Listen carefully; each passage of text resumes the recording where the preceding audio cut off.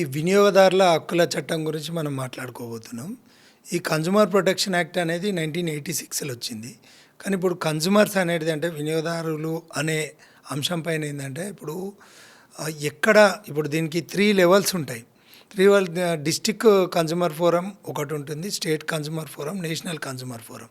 దీని జ్యూడిక్షన్ ఎట్లుంటుందంటే below 20 lakhs అయితే డిస్ట్రిక్ట్ కన్జ్యూమర్ ఫోరం డీల్ చేస్తుంది. ఎబో 20 lakhs to 1 crore వరకు అయితే స్టేట్ కన్జ్యూమర్ ఫోరం డీల్ చేస్తుంది. ఎబో 1 crore అయితే నేషనల్ కన్జ్యూమర్ ఫోరం డీల్ చేస్తుంది అనేది ఉంటుంది.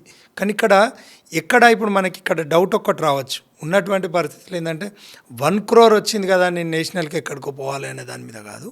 ఇక్కడ పెక్యునరీ జ్యూడిక్షన్ అంటే మనకి ఏ ప్రాంతంలో జరిగిందో దాన్ని మనం కంప్లైంట్ ఏదైతే ఉన్నదో అక్కడ ఉన్నటువంటి జ్యూడిక్షన్కే మనం కంప్లైంట్ చేస్తే దాన్ని మళ్ళీ ఫార్వర్డ్ చేసుకుంటారు. దాని జ్యూడిక్షన్ బట్టి పోతుంది.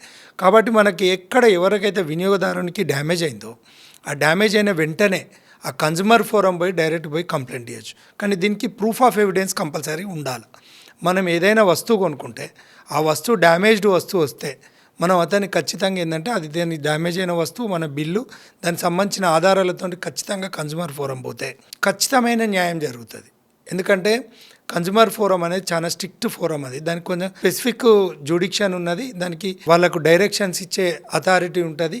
ఒకవేళ వినియోగదారునికి నష్టం జరిగింది, నిజమైన నష్టం జరిగింది అంటే ఆ కన్జ్యూమర్ ఫోరంకి డైరెక్షన్ గవర్నమెంట్కి సంస్థను మూసేసే అధికారం కూడా ఉంటుంది. కాబట్టి కన్జ్యూమర్ వినియోగదారులు ఏ సమస్యనైనా కూడా కన్జ్యూమర్ ఫోరమ్స్ను ఆశ్రయించవచ్చు. మీకు న్యాయం జరుగుతుంది. న్యాయం జరిగే దిశగా దాని ఫార్మేట్ ఏముండదు. అక్కడ వాళ్ళు లోకల్ ఫార్మేట్ ఇస్తారు. మీరు అదేది ఉన్నా కూడా ఆధారాలతో కనుక మీరు పోతే ఖచ్చితంగా మీకు న్యాయం జరుగుతుంది. ఏదైనా న్యాయ సలహాల కోసం కావాలంటే కూడా మమ్మల్ని సంప్రదించవచ్చు.